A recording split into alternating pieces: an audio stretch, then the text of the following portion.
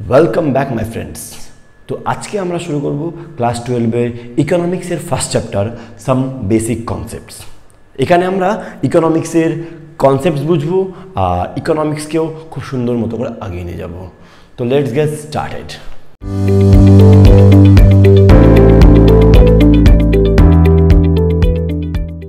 তো ফ্রেন্ডস, চলো তাহলে আমরা শুরু করব আজকে আমাদের চ্যাপ্টার। এখানে আমরা ব্যষ্টিগত অর্থনীতি আর সমষ্টিগত অর্থনীতি মানে ম্যাক্রো ইকোনমিক্স নিয়ে আলোচনা করব। এখানে ব্যষ্টিগত অর্থনীতি বা মাইক্রো ইকোনমিক্স কী জিনিস, সবার আগে আমি তোমাকে বলি মাইক্রো ইকোনমিক্স। দেখো কী দেখা আছে, মাইক্রো ইকোনমিক্স। এবার মাইক্রো ইকোনমিক্স মানে কি? মাইক্রো মানে হচ্ছে ছোট, ক্ষুদ্র। যখন আমরা ইকোনমিক্সে একেবারে ছোট বা একদম ক্ষুদ্রকে নিয়ে আলোচনা করব তখন তাকে আমরা মাইক্রো ইকোনমিক্স বলবো। অ্যাকচুয়ালি মাইক্রো ইকোনমিক্সটা এই শব্দটা মাইক্রোস থেকে আসছে। কী থেকে আসছে? মাইক্রোস। ঠিক আমাদের এমসিকিউতে আসতে পারে যে মাইক্রো ইকোনমিক্সে মাইক্রো শব্দটা কোথা থেকে আসছে, তো আমরা বলবো মাইক্রোস থেকে আসছে, যার মানে হচ্ছে ক্ষুদ্র বা ছোট। ঠিক, যখন আমরা অর্থনীতিতে মাইক্রো মানে একেবারে ক্ষুদ্র লেভেলে কথা বলবো, যেমন ভাবো কোনো একটা ব্যক্তির যোগান কি, একটা ব্যক্তি বাজারে কত যোগান দিতে পারে, তো মোট যোগানের মাধ্যমে ওর যোগানটা অনেক ছোট হয়ে যাচ্ছে, রাইট? তেমনি একটা ব্যক্তির চাহিদা কত, একটা ব্যক্তির সারাদিনের চাহিদা বা সারা মাসের চাহিদা কত, একটা ব্যক্তির চাহিদা, একটা ব্যক্তির যোগান বা একটা ব্যক্তির আয় নিয়ে আমরা আলোচনা করবো, তখন সেটাকে আমরা মাইক্রো ইকোনমিক্স বা ব্যষ্টিগত অর্থনীতিতে আলোচনা করবো। কি বুঝতে পারলাম তো? মানে যখন একটা ব্যক্তি কোনো জিনিস কিনতে চায়, আমি দোকানে গেলাম, আমার একটা জিনিস কেনার ইচ্ছা, এবার পুরো মার্কেটের তুলনায় আমার চাহিদা অনেক ছোট হয়ে যাচ্ছে। সেমভাবে আমি যখন বাজারে গেলাম কোনো জিনিস বিক্রি করতে, তো পুরো বাজারের তুলনায় আমি যে একাই বিক্রি করবো সেটা অনেক কম বা অনেক ছোট হয়ে যাচ্ছে। যখন কখনো একটা ব্যক্তির চাহিদা, একটা ব্যক্তির যোগান, একটা ব্যক্তির আয়, এবার ধরো আমার আয় পুরো দেশের তুলনায় কত টাকা, একেবারে নগণ্য। তো সেরকমভাবেই একটা ব্যক্তির আয়, একটা ব্যক্তির যোগান, একটা ব্যক্তির চাহিদা যখন একটা ব্যক্তি বা একটা পরিবারের নিয়ে আলোচনা আমরা করবো, তখন তাকে আমরা বলবো মাইক্রো ইকোনমিক্স বা ব্যষ্টিগত অর্থনীতি। ঠিক, এটা আমরা ক্লাস 11-এ মাইক্রো ইকোনমিক্স পড়েছিলাম, যেখানে আমরা একটা ব্যক্তির যোগান, চাহিদা, আয় এগুলো সব জিনিস নিয়ে আলোচনা করছিলাম। এবার আমরা পড়বো সমষ্টিগত অর্থনীতি বা ম্যাক্রো ইকোনমিক্স। এবার ম্যাক্রো ইকোনমিক্স কী জিনিস দেখো, ম্যাক্রো ইকোনমিক্স হচ্ছে, ম্যাক্রো ইকোনমিক্স আগে বলি দিই, ম্যাক্রো ইকোনমিক্স নামটা আসছে ম্যাক্রোস থেকে। ম্যাক্রো ইকোনমিক্স এই নামটা আসছে, এই ম্যাক্রো নামটা আসছে আমাদের ম্যাক্রোস থেকে, ম্যাক্রোস।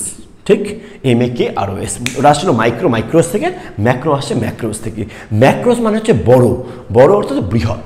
ঠিক, তো মাইক্রো যেমন একটা ছোট, একটা ক্ষুদ্র ব্যক্তির কথা বলা হচ্ছে, সেম ম্যাক্রো একটা সমষ্টি বলতে একটা বাজারে যেমন একটা ব্যক্তির যোগান মাইক্রো ইকোনমিক্স, সেম প্রতিটা ব্যক্তির মিলে যখন একটা পুরো বাজারের যোগান হয়ে যাবে ওটা হয়ে ম্যাক্রো ইকোনমিক্স। যখন পুরো বাজারের যোগান, যখন পুরো বাজারের চাহিদা, যখন পুরো দেশের আয় এগুলোকে নিয়ে আমরা আলোচনা করব, তখন তাকে আমরা ম্যাক্রো ইকোনমিক্স বা সমষ্টিগত অর্থনীতিতে পড়ব। বুঝতে পারলাম তো? একদম বেসিক কনসেপ্ট সেটা হচ্ছে মাইক্রো ইকোনমিক্সে আমরা পড়বো কি বলে, একটা ব্যক্তির যোগান, একটা ব্যক্তির আয় এগুলোকে নিয়ে। ম্যাক্রো ইকোনমিক্সে আমরা পড়বো পুরো দেশের যোগান, পুরো দেশের আয়, তাই না? পুরো দেশের চাহিদা, সবার চাহিদা, সবাইকে যখন আমি এক করে দিব, অ্যাগ্রিগেট করে দেবো, যোগ করে দেবো, একটা বাজারে এক এক ব্যক্তি করে যোগান করে যখন সবার ব্যক্তির যোগানটা আমি যোগ করে দিচ্ছি, তখন আমার সমষ্টিগত অর্থনীতি চলে আসবে। ওখানেই আমরা সমষ্টিগত অর্থনীতিতে এই পুরো ব্যক্তি, পুরো বাজারের যোগান, পুরো ব্যক্তির পুরো জাতীয় আয়, পুরো বাজারের চাহিদা, পুরো দেশের চাহিদা এগুলোকে নিয়ে আমরা সমষ্টিগত অর্থনীতিতে আলোচনা করব। ঠিক আছে? তো এরকমভাবে আমরা ব্যষ্টিগত অর্থনীতি আর সমষ্টিগত অর্থনীতি নিয়ে আলোচনা করতে পারি। একটা ব্যক্তির মাইক্রো, পুরো বাজারের সবার মিলায় ম্যাক্রো। কি বুঝতে পারলাম না? তো চলো তাহলে এখন আমরা স্কোপ অফ ম্যাক্রো ইকোনমিক্স নিয়ে আলোচনা করব, অর্থাৎ ম্যাক্রো ইকোনমিক্স বা সমষ্টিগত অর্থনীতির আলোচ্য বিষয়বস্তু নিয়ে আমরা এখন আলোচনা করব। তো আমরা ম্যাক্রো ইকোনমিক্সের স্কোপ বা বিষয়বস্তু, ম্যাক্রো ইকোনমিক্স আমরা কী পড়বো, কীভাবে পড়বো না পড়বো সেটা নিয়ে আলোচনা করার জন্য আমরা একটা উদাহরণ নিই। ঠিক, দেখো এবার এই উদাহরণের মধ্যে সবার প্রথমে আমরা একটা অনুমান করি যে আমাদের দেশের মধ্যে একটা পরিবার আছে। ঠিক, একটা পরিবার আছে, ভালো মতো বুঝবে, আর একটা ফার্ম আছে।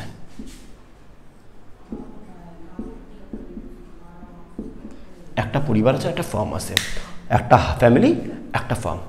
আমরা ম্যাক্রো ইকোনমিক্স যেহেতু এবার দেখো এটা আমরা অনুমান করে নিচ্ছি, আমরা অবশ্যই জানি যে আমাদের দেশের মধ্যে অনেকগুলো পরিবার অনেকগুলো ফার্ম আছে, কিন্তু এর বিষয়বস্তু আলোচনা করার জন্য আমাকে একটা অ্যাজাম্পশন ধরে নিতে হচ্ছে যে একটা দেশের মধ্যে একটা মাত্র পরিবার আছে আর একটা মাত্রই ফার্ম আছে। এইবার এটা বোঝানোর জন্য দেখো ভালো মতো করে বুঝবে যে ফার্মের মধ্যে কি হয়, ফার্মের মধ্যে কোনো জিনিস তৈরি হচ্ছে, ঠিক আছে, কোনো উৎপাদনের কাজ ফার্মে হচ্ছে। এইবার উৎপাদনের যখন কাজ বলতেছি, উৎপাদনের কাজ ফার্মে হচ্ছে, তো উৎপাদনের আমরা 4টা উপাদান, আমরা ক্লাস 11-এর উৎপাদনের 4টা উপাদান পড়েছিলাম। সেই উপাদানগুলো কি? জমি, ঠিক, শ্রম, ঠিক, মূলধন, আর একটা হচ্ছে সংগঠন। ঠিক, কোনো উৎপাদনের জন্য এই 4টা আমাদের উপাদান থাকে। তো আমরা ধরে নিচ্ছি যে ফার্মে যখন উৎপাদন হচ্ছে, তো উৎপাদনের এই 4টা উপাদান এই পরিবার সরবরাহ করছে। ঠিক, এটা দেখো ভালো মতো করে বুঝবে। একটা ফার্ম ধরে নিলাম, একটা পরিবার ধরে নিলাম। এইবার কি হচ্ছে, পরিবারের লোকরাই কেউ জমির মালিক, পরিবারের লোকরাই কেউ শ্রম দিচ্ছে, পরিবারের লোকরাই কেউ মূলধন দিচ্ছে, আর পরিবারের লোকের মধ্যে কেউ সংগঠন করতেছে। তো এরকম করে আমরা বুঝে নিলে আমরা পুরো ব্যাপারটা খুব ভালো মতো বুঝতে পারবো। তো ঠিক আছে, আমরা ধরলাম যে একটা পরিবার আছে, একটা ফার্ম আছে, ফার্মে সমস্ত উৎপাদন হচ্ছে, আর এই উৎপাদনের যে উপাদানগুলো দরকার সেগুলো আমাদের পরিবার দিচ্ছে। তো আমি এমনটা করে ধরে নিচ্ছি যে ব্যাপারটা দেখো, সো আমরা এমনটা করে ধরে নিচ্ছি যে ফার্মকে পরিবার, আমি এখানে লিখে দিলাম এ, ঠিক না, ফার্মকে পরিবার এই যাবতীয় যা যা উপাদান লাগবে, উৎপাদনের যেই উপাদানগুলো আছে সেগুলো সরবরাহ করে। ঠিক আছে, ভালো মতো করে বুঝবা, পরিবার ফার্মকে উৎপাদনের যেই উপাদান আছে সেগুলো সরবরাহ করছে। উপাদানগুলি কি? এই যে উপাদানগুলি এখানে লেখা আছে। এইবার ফার্ম এর পরিবর্তে পরিবারকে কি দিবে? ফার্ম এর পরিবর্তে পরিবারকে তার ন্যায্য যা দাঁড়ায়, যেমন জমির জন্য দেবে ভাড়া, তাই কি না, শ্রমের জন্য কি দিবে? মজুরি, জমির জন্য ভাড়া বা আমরা এটাকে খাজনাও বলতে পারি, কেমন, শ্রমের জন্য দিবে মজুরি, মূলধনের জন্য দিবে সুদ, আর সংগঠনের জন্য দিবে মুনাফা। কি, তাই তো? সো ভালো মতো করে বুঝবা, ফার্ম পরিবারকে কি দিচ্ছে? খাজনা, জমির বদলে শ্রমের বদলে মজুরি, মূলধনের বদলে সুদ, আর সংগঠনের বদলে মুনাফা দিচ্ছে। ভালো মতো করে বুঝতে পারলাম। তো এই সমস্ত জিনিস ফার্ম কাকে দিবে? পরিবারকে দিবে। তো ফার্ম কী দিল, আমি যদি একটু ভালো মতো করে এখানে লিখি তাহলে বুঝতে পারবো। ফার্ম দিল আমাদেরকে কী বলে ওকে? খাজনা। নেক্সট কি দিল? জমির বদলে খাজনা, শ্রমের বদলে মজুরি। নেক্সট দিল সুদ, আর তারপরে দিচ্ছে মুনাফা। তো এই 4টা জিনিস আমরা উপাদানের বদলে ফার্ম পরিবারকে দিচ্ছে। এবার এগুলো অবশ্য সব টাকা দিচ্ছে, ঠিক না? পরিবার যখন ফার্মের মধ্যে কাজ করে, পরিবারের লোক যখন কেউ ফার্মের মধ্যে মূলধন লাগাচ্ছে, পরিবারের লোক যখন ফার্মকে জমি দিচ্ছে, তার পরিবর্তে ফার্ম জমিয়ে পরিবারকে এই সমস্ত টাকা দিচ্ছে। ঠিক, তো এবার পরিবার তো অবশ্যই টাকা খাবে না যে ভাই আজকে আমাকে কি বলে 500 টাকার চাল বানিয়ে দে, বা 500 টাকা বানিয়ে দাও খাবার জন্য, আজকে আমি 200 টাকার ডাল খাবো, বা 200 টাকা ডাল মতো করে খাবো। তো এমন তো করে করবে না অবশ্য। তো পরিবার অবশ্যই এই টাকাগুলোতে জিনিস কিনবে, কি তাই তো? তো জিনিসগুলো কিনবে কোথা থেকে? এই জিনিসগুলো কিনবে হচ্ছে ফার্ম থেকে। কি, আমরা দেখো ব্যাপারটা গোলাবানা, আমাদের দেশের মধ্যে অনেকগুলো ফার্ম আছে, অনেকগুলো পরিবার আছে, বাট আমি এক্সাম্পল নেওয়ার জন্য যে টাকাটা কীভাবে আমাদের দেশের মধ্যে ঘুরছে তার জন্য একটা ফার্ম আর একটা পরিবার নিলাম। কি, তো এই পরিবারের যেই টাকাগুলো আসছে, এই উৎপাদনের উপাদান দেওয়ার পরিবর্তে যে টাকাগুলো আসে, সেই টাকাগুলো এখন এই পরিবার খরচ করবে ফার্মে জিনিসপত্র কেনার জন্য। ঠিক, এটাকে আমি নাম দিয়েছিলাম বি, আবার এটাকে এবার নাম দিলাম আমি সি। ভালো মতো করে বোঝো। তো পরিবার এইবার টাকাটা কাকে দিল? আবার ফার্মকে দিল। পরিবার এই টাকাটা ফার্মকে কেন দিল? কারণ যখন জিনিসগুলো কিনতে হবে, যে জিনিসটা পরিবার খাবে, পরিবার যেভাবে চলবে, সেই জিনিসগুলো কেনার জন্য। তো আমরা এখানে বলতে পারি যে উৎপন্ন দ্রব্য সামগ্রী কেনার জন্য, এখানে যে উৎপন্ন দ্রব্য সামগ্রী হচ্ছে সেগুলো কেনার জন্য পরিবার যে ব্যয় করছে। তো তো আমরা এখানে লিখি উৎপন্ন দ্রব্য সামগ্রী কেনার জন্য যে সমস্ত দ্রব্য সামগ্রী আমাদের ফার্মে উৎপন্ন হচ্ছে সেই সমস্ত উৎপন্ন দ্রব্য সামগ্রী কেনার জন্য দ্রব্য সামগ্রী কেনার জন্য ব্যয় তো পরিবার কি করলো উৎপন্ন যেগুলো ফার্মের দ্রব্য সামগ্রী উৎপন্ন হলো সেগুলো কেনার জন্য পরিবার ফার্মকে টাকা দিল আর ফার্ম কি করলো ফার্ম তার পরিবর্তে যে সমস্ত দ্রব্য সামগ্রী উৎপন্ন হলো সেটা পরিবারকে দিল কি বুঝতে পারলাম কি পারলাম না তো ফার্ম কি করলো ফার্ম তাহলে এখানে যে সমস্ত দ্রব্য সামগ্রী উৎপন্ন হলো সেই সমস্ত দ্রব্য সামগ্রী উৎপন্ন দ্রব্য সামগ্রী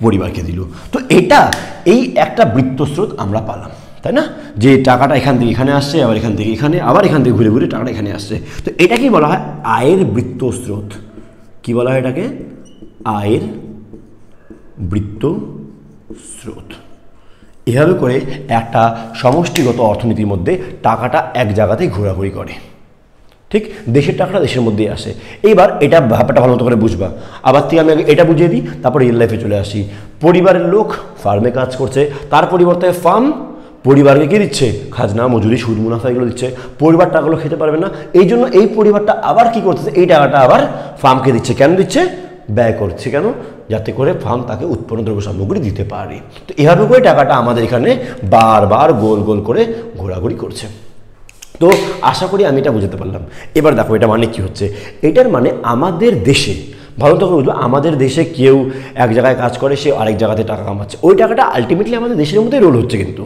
তুমি কোনো জায়গাতে কাজ করে টাকাটা যে খরচা করলা টাকাটা দেশের মধ্যে খরচা করলা তো এভাবে করে আমাদের দেশের টাকাটা কীভাবে এক জায়গায় রোল গোল গোল ঘুরে দেশেরই আমরা আয়ের বৃত্তস্রোতের মাধ্যমে দেখতে পাচ্ছি এই জন্য এটা বোঝার জন্যই আমরা ফার্ম আর এটাকে নিয়েছিলাম তো আমরা আশা করি বুঝতে পারলাম যে আয়ের বৃত্তস্রোত কী জিনিস এর মধ্যে একটা কথা তোমাকে আমি বলবো যে আমরা যেই আজকে তোমাকে পড়াচ্ছি এর নোটসগুলো তোমরা সবই আমার ডেসক্রিপশনে বক্সে একটা ইমেল আইডি দেওয়া থাকবে তুমি সেই ইমেল আইডিতে যাবা ওখানে আমাকে মেল করবা তোমাকে আমি আজকের ক্লাসে যা যা নোটস আছে সেই নোটসগুলো তোমাকে আমি দিয়ে দিব কেমন তো এরপরে আমরা যাই নেক্সট টপিক ঠিক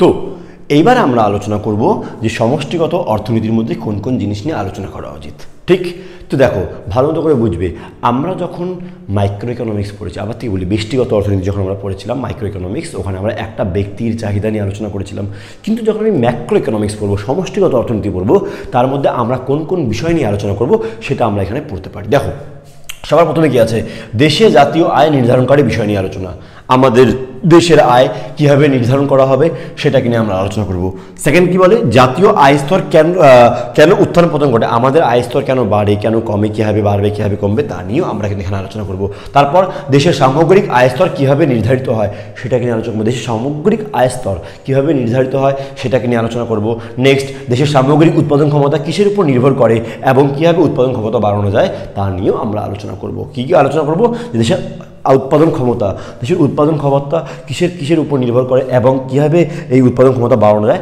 তা নিয়ে আমরা আলোচনা করব নেক্সট আন্তর্জাতিক বাণিজ্যের সঙ্গে জড়িত বিষয় নিয়ে আলোচনা আমাদের দেশ আন্তর্জাতিক বাণিজ্যের সঙ্গে কীভাবে জড়িত আছে তা নিয়েও আমরা এখানে আলোচনা করব আর কি নিয়ে আলোচনা করব সরকারের নানান কাজকর্ম এবং আয় স্তরের উপর তার প্রভাব কীভাবে আলোচনা সরকার যে সমস্ত স্কিম আনে বা যে সমস্ত কাজগুলো করে সেটা কীভাবে আয় স্তরের উপর প্রভাব ফেলে সেটাকে নিয়েও আমরা এখানে কিন্তু আলোচনা করব তো এই মোটামুটি কয়েকটা পয়েন্ট আছে যার উপরে আমাদের এর ছাড়াও অনেক পয়েন্ট যার উপরে সমষ্টিগত অর্থনীতি বা ম্যাক্রো ইকোনমিক্স আলোচনা করে কিন্তু আমরা মেন এই কয়েকটা পয়েন্ট এখানে বুঝতে পারলাম কেমন তো এইগুলো কয়েকটা পয়েন্ট হচ্ছে যার উপরে বেস করে আমরা ম্যাক্রো ইকোনমিক্স পড়ি বা ম্যাক্রো ইকোনমিক্স পড়ি কেন পড়ি কারণ এই সমস্ত জিনিস আমরা জানতে পারবো ঠিক এইবার আমরা যে বিষয় নিয়ে আলোচনা করব সেটা হচ্ছে দুটো নতুন নতুন ওয়ার্ড সেটা একটা হচ্ছে স্টক যাকে বাংলায় আমরা বলবো মজুদ আর একটা হচ্ছে প্রবাহ বা ফ্লো বা প্রবাহ এবার এই দুটোর মানে কি ভালো মতো করে বুঝবে দেখো স্টক আর ফ্লো এর মানে কি স্টক মানে আগে আমি বলি স্টক মানে হচ্ছে ব্যাপারটা এমন করে বুঝি না স্টক বা মজুদ তোমার কাছে একটা এক্সাম্পল দিয়ে বোঝাই তাহলে বুঝতে পারি দেখো আমি যদি এখন তোমাকে জিজ্ঞেস করি তোমার কাছে এখন ক টাকা আছে অ্যাট দিস পয়েন্ট তোমার কাছে এখন ক টাকা আছে, তোমার কাছে টাকা আর তোমার ব্যাংক ব্যালেন্স মিলে তোমার টাকা, রাইট? তো এখন তোমার কাছে কত টাকা আছে, তোমার আয় যত টাকাই হোক না কেন, বাট এখন তোমার কাছে কত টাকা আছে, এটা হচ্ছে তোমার স্টক, ঠিক? আর প্রবাহ কি জিনিস? প্রবাহ তোমার আয় কত। এক্সাম্পল দিয়ে বুঝো, দেখো একটা ভালো মতো করে এক্সাম্পলটা বুঝাই। লেট সাপোজ, যেমন ভাবো এটা একটা ট্যাঙ্কি, দেখো এর কোন জায়গা দিয়ে এটা আসছে অ্যাকচুয়ালি, এইটা ভাবো একটা ট্যাঙ্কি, এর মধ্যে জল আছে, এটা হচ্ছে স্টক, যে এর মধ্যে অ্যাট দিস পয়েন্ট এখন কতটা জল আছে। কিন্তু আমি যদি এখান থেকে একটা বানাই, যে এই যে একটা আমি ভাবো এমন বানালাম, কল বানালাম, যে এখান থেকে এখন জল পড়তেছে, ঠিক না? তো এই যে কতটা জল পড়তেছে, কতটা পরিমাণে কী পড়তেছে, এটা হচ্ছে প্রবাহ। যদি আমি একটু এক্সাম্পল দিয়ে আরও ভালো মতো করে বুঝাই, যে আমাদের দেশে এখন, ভালো মতো করে বুঝবে, আমাদের দেশে এখন সবার মিলায় আয় কত, বা এখন আমরা কি আসি অ্যাট দিস পয়েন্ট, যে সমস্ত জিনিসকে আমরা এখন পরিমাপ করতে পারবো। এখন যদি আমি পুরো দেশের লোকের আয় জিজ্ঞেস করি এখন কত টাকা আছে তার কাছে, সেটা হচ্ছে স্টক। কিন্তু সেমভাবেই তাদের আয় কত, সেটা হচ্ছে আমাদের প্রবাহ। কি কথা বুঝতে পারলাম? যখনই আমি স্টক নিয়ে আলোচনা করব, এটা সময় ভিত্তিক, অর্থাৎ এখন কত আছে, এখন আছে কিছু, কালকে আবার চেঞ্জ হতে পারে। যেমন একটা উদাহরণ দিয়ে বলি, তোমার গোডাউনে এখন কতগুলো মাল আছে, এটা হচ্ছে একটা স্টক। এখন কতগুলো মাল আছে, কালকে মালটা পাল্টাতে পারবে, কালকে আবার চেঞ্জ হয়ে যাবে, তো এটা হচ্ছে স্টক। কিন্তু ওর পাশাপাশি ফ্লো কি জিনিস, যে এইবার তোমার পুরো মাসে কত উৎপাদন হলো, production during the year, production during the month. তো এভাবে করে যখন আমি কোনো জিনিসকে সময় হিসেবে বলবো, যে আমার এক মাসে এত উৎপাদন হলো, আমার এক মাসে এত আয়, আমার এক সপ্তাহে এত আয়, এই যে সমস্ত সময়কাল যেখানে আছে তাকে আমরা ফ্লো বা প্রবাহ বলবো। কিন্তু এখন কত আছে তাকে আমি স্টক বলবো। কি বুঝতে পারলাম? আমাদের দেশের এখন জনসংখ্যা কত আছে, stock.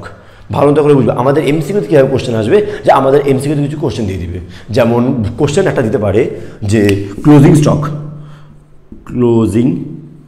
Stock at the end,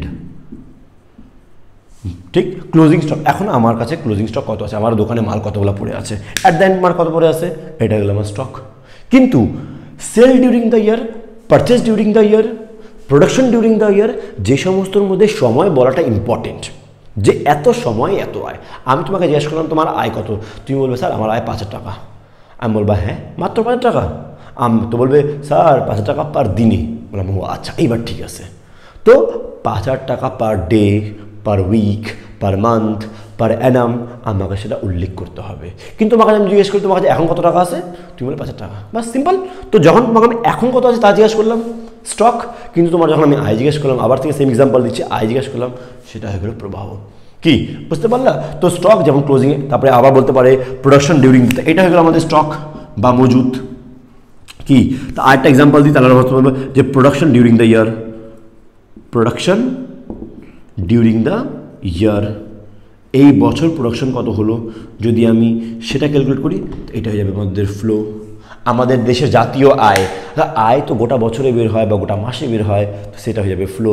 এখন কত টাকা আছে, সেটা যাবে মজুদ বা স্টক। তো এরকমভাবে যেটা আমাদের অ্যাট এনি পয়েন্ট, এটা আসবে অ্যাট এনি পয়েন্ট, ঠিক? এখন কত আছে, তখন কত ছিল, এই ঘটনাটা যেগুলো আছে সেগুলো হচ্ছে স্টক। কি বুঝতে পারলাম? আর ফ্লো কি জিনিস, যারা সময় ধরে চলে যাচ্ছে, কেমন? তো এরকম করে আমরা স্টক আর ফ্লোটা বুঝতে পারলাম। আমরা আলোচনা করব সেটা হচ্ছে এক্স পোস্ট অ্যান্ড এক্স অ্যান্টে। কি বললাম? এক্স পোস্ট অ্যান্ড এক্স অ্যান্টে, এটার কি মানে ভালো মতো করে বুঝবে। এক্স পোস্ট এটাকে আমরা বাংলায় বলবো প্রকৃত, ঠিক? আর এক্স অ্যান্টে এটাকে আমরা বাংলায় বলবো বাঞ্ছিত বা পরিকল্পিত, ঠিক? পরিকল্পিত। এইবার দেখো এক্স পোস্ট বা এক্স অ্যান্টে বা প্রকৃত বা বাঞ্ছিত মানে কি জিনিস। প্রকৃত মানে কি, রিয়েল। এটাকে যদি আমি আরেকটা ভাষায় বুঝাই, এটা মানে হচ্ছে রিয়েল, ঠিক? আমার দেশের এখন প্রকৃত আয় কত, প্রকৃত উৎপাদন কত, এখন কত আয় হচ্ছে, এখন কত উৎপাদন হচ্ছে, যেটা রিয়েল, যেটা হচ্ছে, সেটা হচ্ছে প্রকৃত। আর বাঞ্ছিত বা প্রকৃতি, হোয়াট আই ওয়ান্ট, আমি কি চাই, ঠিক না? হোয়াট আই ওয়ান্ট, আমি কি চাই, আমি চাচ্ছি যে এইবার আমার উৎপাদন হয়ে যাক লেট সাপোজ 100 কোটি টাকার। আমি চাই আমার এবার 100 কোটি টাকার উৎপাদন হোক, কিন্তু উৎপাদন হলো 80 কোটির। তো যেটা উৎপাদন হলো সেটা হচ্ছে রিয়েল, যেটা আমি চাই সেটা হচ্ছে পরিকল্পিত বা এক্সটেন্ডে বা বাঞ্ছিত। ঠিক, তুমি চাচ্ছ পরীক্ষায় তোমার রেজাল্ট খুব ভালো হোক, এটা, আর যা হচ্ছে সেটা হচ্ছে এটা। কি বুঝতে পারলাম কি পারলাম না? তো এক্সপোজ বা প্রকৃত মানে কি? প্রকৃত মানে যা আছে বা যা হচ্ছে। আর এক্স এন্ডে বা বাঞ্ছিত বা পরিকল্পিত মানে কি? যা তুমি চাও। ইজি কথা বুঝতে পারলাম। আমি চাই আমার প্রোডাকশন এত হয়ে যাক, এটাই। আর যেটা হচ্ছে সেটা হচ্ছে এটা। তো এখানে আছে এক্সপোজড আর এক্স এন্ডে। আশা করি বুঝতে পারলাম। প্রকৃত মানে যা আছে, রিয়েল আছে, আর যেটা তুমি চাও, what you want. Easy.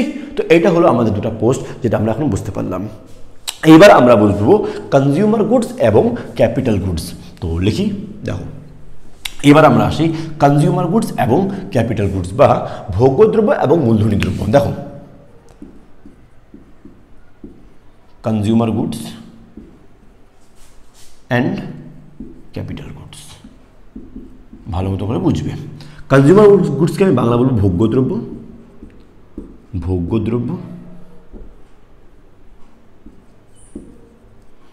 R capital goods এখানে আমি বাংলায় বলবো মূলধনী দ্রব্য। দেখো এবার আমরা যখনই কোনো জিনিস কিনি, ঠিক যখনই আমরা কোনো পণ্য বা কোনো দ্রব্য কিনি, সেটা আইদার ভোগ্যদ্রব্য হয় বা মূলধনী দ্রব্য। মানে বোঝাই, দেখো তুমি খাওয়া দাওয়ার জন্য চাল ডাল বা আটা রুটি সবজি এগুলো জিনিস কিনো, কাপড় পরো কাপড় কিনো, পড়াশোনা করি, তো যে সমস্ত যেটা আমরা একবার ব্যবহার করলাম আর শেষ হয়ে গেল, ভোগ্যদ্রব্য। আমি ওটা ভোগ করার জন্য কিনেছিলাম, ব্যবহার করার জন্য কিনেছিলাম, ব্যবহার করলাম শেষ। চাল কিনলাম, চাল তৈরি করলাম, চাল শেষ। রুটি কিনলাম, রুটি তৈরি করলাম, শেষ। ঠিক, তো ওটা হয়ে গেলো ভোগ্যদ্রব্য। আচ্ছা, আর মূলধনী দ্রব্য কি? এমন গুডস, এমন দ্রব্য যেটা আমরা অনেক দিন অনেক বছর পর্যন্ত ব্যবহার করতে পারি। যেমন বাড়ি, যেমন গাড়ি, তারপর ফ্রিজ, এমন কোনো সম্পত্তি যেমন ফার্নিচার, এগুলো হচ্ছে মূলধনী দ্রব্য। তাহলে ভোগ্যদ্রব্য আর মূলধনী দ্রব্য আশা করে বুঝতে পারলাম। ভোগ্যদ্রব্য যেটা তুমি ব্যবহার করার জন্য কিনছো, তুমি কাপড় কিনতেছো যেটা ব্যবহার করলে, তারপর তুমি কি বলে রুটি খাওয়া দাওয়া, এগুলো হচ্ছে ভোগ্যদ্রব্য। আরেকটা কি? মূলধনী দ্রব্য, যেটা তুমি কয়েক বছর ইউজ করবে। যখন তুমি বাড়ি কিনলে ওখানে 10, 15, 20 বছর তুমি থাকতে যাবে। যখন তুমি গাড়ি কিনছো ওটাকে অবশ্য 5, 6, 10 বছর ইউজ করবে। সেরকমভাবে তুমি যা যা সম্পত্তি কিনবে, যা অ্যাসেটস কিনবে, সেগুলো সব মূলধনী দ্রব্যের মধ্যে চলে আসবে। আর যা তুমি ব্যবহার করবে সেটা ভোগ্যদ্রব্যের মধ্যে চলে আসবে। এটাকে যদি আমি ব্যবসার দিক দিয়ে বুঝাই, তো ব্যবসার মধ্যে আমরা অ্যাসেটস কিনি, ল্যান্ড বিল্ডিং ওখানেও কিনি, আমরা মেশিন কিনি, ফার্নিচার কিনি, সেগুলো হচ্ছে আমাদের ক্যাপিটাল গুডস বা মূলধনী দ্রব্য। তার পাশাপাশি যখন আমি র ম্যাটেরিয়াল কাঁচামাল কিনি, যখন আমি কাঁচামাল কিনি, র ম্যাটেরিয়ালস কিনি, সেগুলো হচ্ছে ভোগ্যদ্রব্য। একবার ব্যবহার করবো শেষ, তো সেগুলো হচ্ছে আমাদের ভোগ্যদ্রব্য, আর এটা হয়ে গেল আমাদের মূলধনী দ্রব্য। তো আশা করি কনজিউমার গুডস কি এবং ক্যাপিটাল গুডস কি সেটাও আমরা বুঝতে পারলাম, ঠিক না? তো কোনো সমস্যা আশা করি না এর মধ্যে। এবার দেখো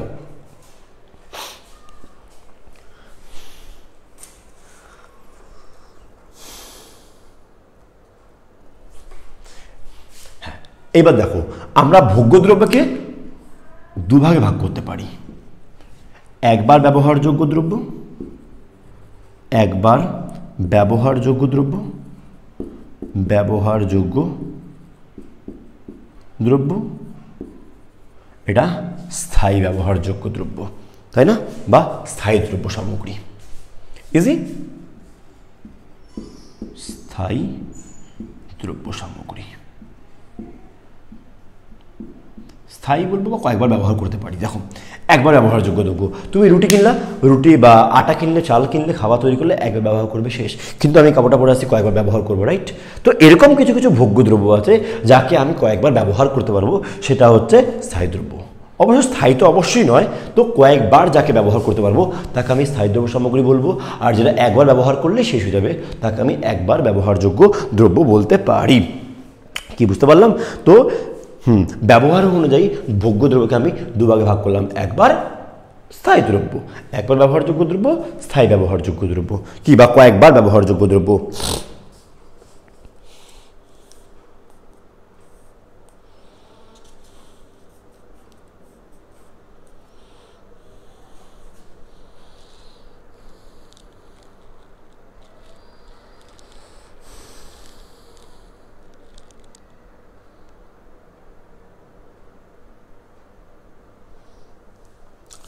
আচ্ছা, আর এবং হ্যাঁ, আর মূলধনী দ্রব্যকেও আমরা সেম দুভাগে ভাগ করতে পারি। সেম একবার ব্যবহারযোগ্য দ্রব্য আর স্থায়ী দ্রব্য।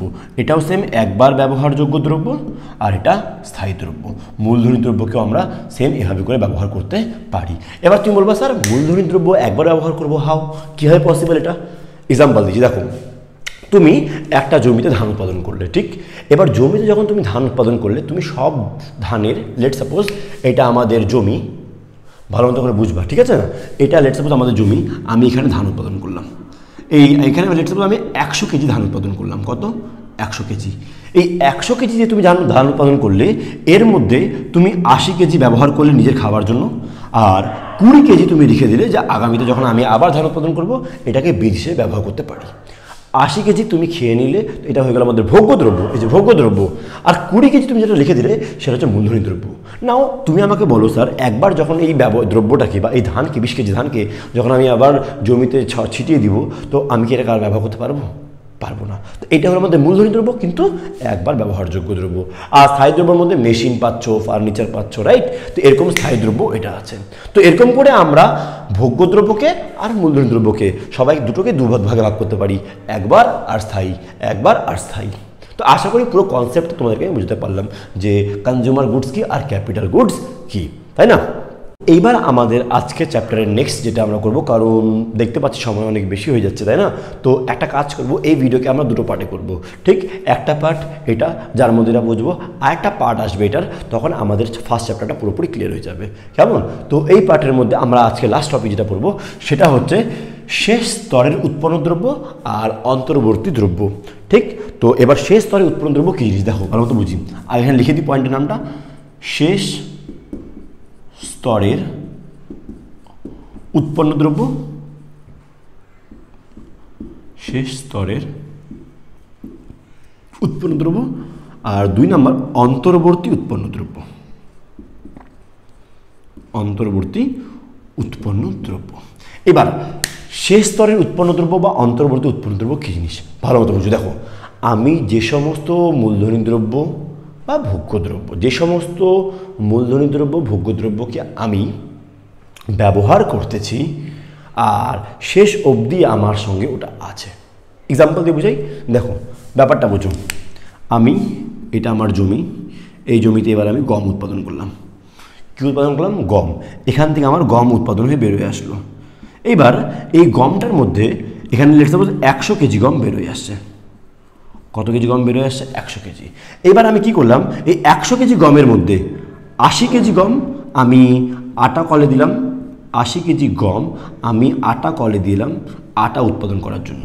তো 80 কেজি গম আমার আটা উৎপাদনতে চলে গেল, আর যেটা রয়ে গেল সেটা হচ্ছে 20 কেজি গম, যেটা আমি আর কোথাও দিলাম না, ওটা অ্যাজ ইট ইজ রাখা আছে।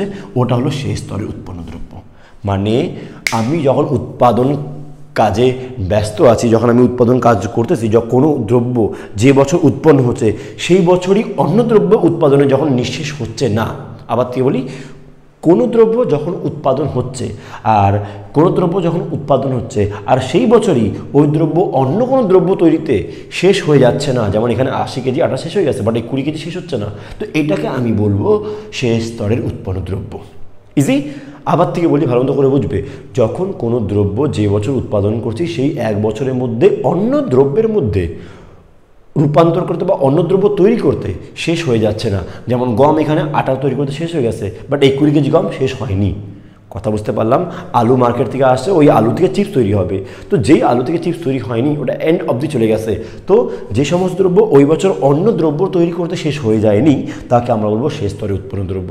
তো পয়েন্টটা অবশ্য অন্তর্বর্তী উৎপন্ন দ্রব্য বুঝতে পারলে, যে সমস্ত দ্রব্য আমরা অন্য দ্রব্য তৈরি করতে পুরোপুরি শেষ করে দিলাম তাকে আমরা বলবো অন্তর্বর্তী উৎপন্ন দ্রব্য। এখানে 80 কেজি দ্রব্যটা এটা হলো আমাদের অন্তর্বর্তী উৎপন্ন দ্রব্য।